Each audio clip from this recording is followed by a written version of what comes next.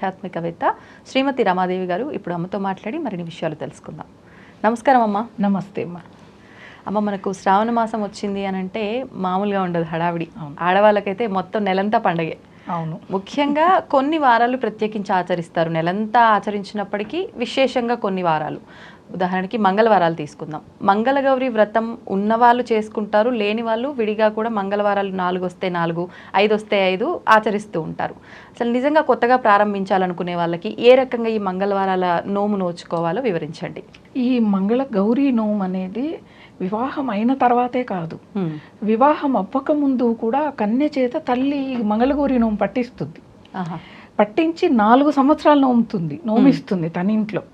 మామూలుగా మంగళగౌరి నోము 5 సంవత్సరాలు, ప్రతి శ్రావణ మాసం అయిపోయాక ఉద్వాసన పలకాలి. ఓకే, 4 సంవత్సరాలు పుట్టింట్లో తల్లి నోము పట్టించి పెళ్ళయ్యాక 1 సంవత్సరం నోముతారు.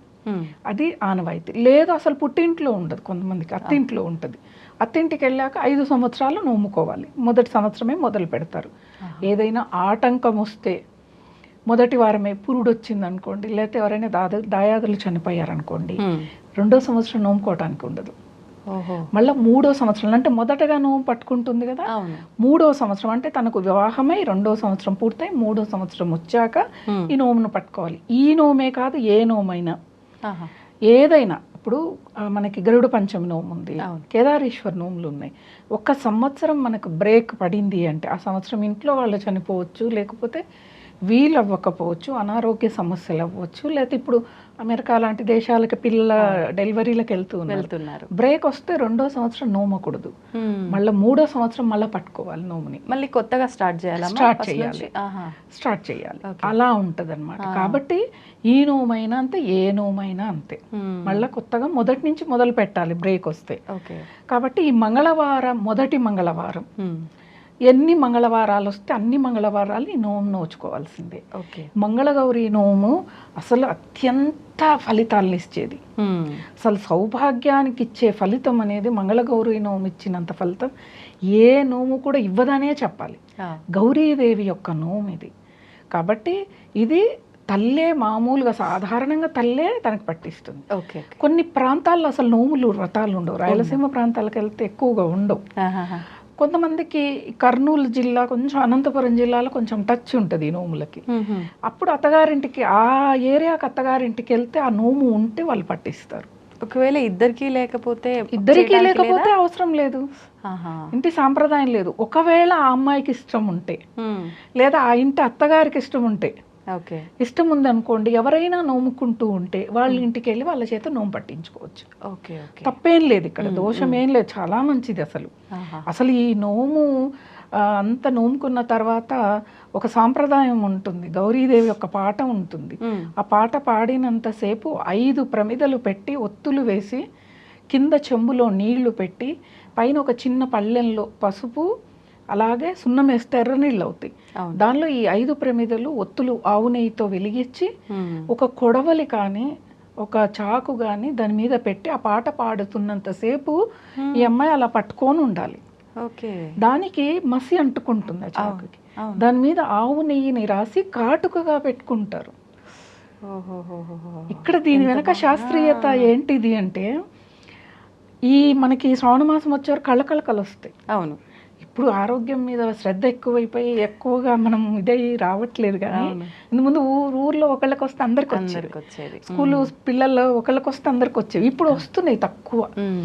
ఆ కళ్ళ కలకలు అనేవి రాకుండా కాపాడేది ఈ కాటుక. న్యాచురల్ గా తయారయ్యేది. అలాగే కంటి చూపు మెరుగు చేస్తుంది, సౌభాగ్యము. సౌభాగ్యం కూడా కాటుక. వచ్చిన ముత్తైదువులందరికీ కూడా కాటుకనిస్తారు పెట్టుకోమని. తర్వాత దాన్ని దాచిపెట్టుకుంటారు. దాచిపెట్టుకొని రోజు కూడా మళ్ళా సంవత్సరం వరకు, ఇప్పుడు 4 వారాలు మనము నోముకుంటే ఇంత వస్తుంది దాదాపుగా. అదే సంవత్సరం పొడవునా వస్తుంది. అది వాడుకునే వాళ్ళు శాస్త్రీయంగా ఇంట్లోనే ఒకప్పుడు కాటుకని తయారు చేస్తారు. ఇప్పటికీ చాలా మంది ఉన్నారు. చాలా మంది ఆవు నెయ్యి కాకపోతే ఆముదాన్ని రంగరించి దాన్ని ఒక డబ్బాకి తీసి పెట్టుకుని రోజు పెట్టుకుంటారు. అలాంటి సాంప్రదాయం ఇది. మొదటిసారి నోముకున్నప్పుడు తల్లికి వాయనం ఇవ్వాలి. 3వ వారం అనేది ఉంటుంది, మంగళవారం. 3వ మంగళవారం, ఒక సంవత్సరంలో 4 వస్తాయిగా, 3వ మంగళవారం తల్లిని పిలిచి తల్లి కూడా ఆ రోజు ఉపవాసం ఉండాలి కూతురుతో పాటు, తల స్నానం చేసి తీసుకునే ఆవిడ ఆయన కూడా అంతే తీసుకునేవాళ్ళు. ఒకవేళ తల్లి లేదు ఆడపడుచుకి ఇవ్వచ్చు, ఆడపడుచులు లేరు వరసైన వాళ్ళకి ఇవ్వచ్చు. అంటే పుట్టింటి సైడా లేకపోతే అత్తింటి సైడ్ అయినా ఇవ్వచ్చు, పుట్టింటి సైడ్ అయినా ఇవ్వచ్చు. ఓకే. పుట్టింటి వైపు వాళ్ళు పిన్ని వాళ్ళు ఉంటారు, లేదా సొంత సోదరి ఉంటుంది, లేదా అన్న భార్య ఉంటుంది, ఇవన్నీ కూడా మనం ఇచ్చుకోవచ్చు వాయనాలు. ఇక్కడ వాయనం అనేది ముత్తైదుకి ఇచ్చేది మొదటగా వరస. ఈ వరసలు ఏవి లేనప్పుడు, ఎందుకంటే ఇప్పుడు కాలంలో అందరూ విదేశాల్లో ఉంటున్నారు, వాళ్ళు అక్కడి నుంచి ఇక్కడ రాలేదు, ఇక్కడి నుంచి వీళ్ళు అక్కడికి వెళ్ళలేరు. అంతే. కాబట్టి ఇలా మనకు తెలిసిన వాళ్ళు వరసైన వాళ్ళు పిలుచుకుంటారు కదా. ఇప్పుడు ఆంటీలు వచ్చేసారు కానీ ఒకప్పుడు పిన్ని అత్త అని పిలుచుకునేవాళ్ళు చుట్టుపక్కల వాళ్ళని. అలా ఇచ్చుకునే సాంప్రదాయం. మంగళవారం శుభము, మంగళవారం అంటేనే మంగళం ఉంది, మంచి జరిగే రోజు ఆ రోజు. కాబట్టి ఇలా ఈ శ్రావణ మంగళవారాల్ని పూజ చేసుకొని ఆరాధించుకొని ఆ మంగళగౌరీదేవి యొక్క అనుగ్రహం పొందితే భర్త యొక్క ఆయుష్ బాగుంటుంది. తను జీవించి ఉన్నంత కాలం తను ముత్తైదువుగానే ఉంటుంది. ప్రతి స్త్రీ కోరుకునేది అదే, వేరే ఏమీ కోరుకోదు. ఏ అష్టైశ్వర్యాలని అంటే ఇప్పుడు కాలంలో ధనానికి ప్రాధాన్యత ఇస్తున్నారు కానీ భర్త లేదు, మనకి డబ్బుకి ఇచ్చే విలువ, ఇంట్లో ఉన్న బంధానికి విలువనివ్వట్లేదు. కాబట్టి ఈ మంగళవారాలని భక్తితో శ్రద్ధతో సాంప్రదాయంగా జుట్టు విరవేసుకోవటానికి లేదు, చక్కగా జడ వేసుకోవాలి, పువ్వులు పెట్టుకోవాలి, కుంకుమతో బొట్టు పెట్టుకోవాలి, కాళ్ళకి పసుపు రాసుకోవాలి. ఇవన్నీ శాస్త్రీయతను, సాంప్రదాయం అనేది మళ్ళా చూస్తే శాస్త్రీయత, ఏ సైన్స్, మన ఆరోగ్యం కోసమే చెప్తారు. చీర కట్టుకోవాలి, గాజులు వేసుకోవాలి, అలా గౌరమ్మని తయారు చేసుకోవాలి. ఇక్కడ ఇంకోటి, గౌరమ్మని మొదటి వారం తయారు చేస్తే అదే గౌరీదేవిని 4 వారాలు కొనసాగించాలి. అలా ఉంటుంది. అలా ఉంటుంది. అలానే మనము గాలికి పెడితే ఏమీ అవ్వదు. పసుపుతో తయారు చేస్తాం కదా.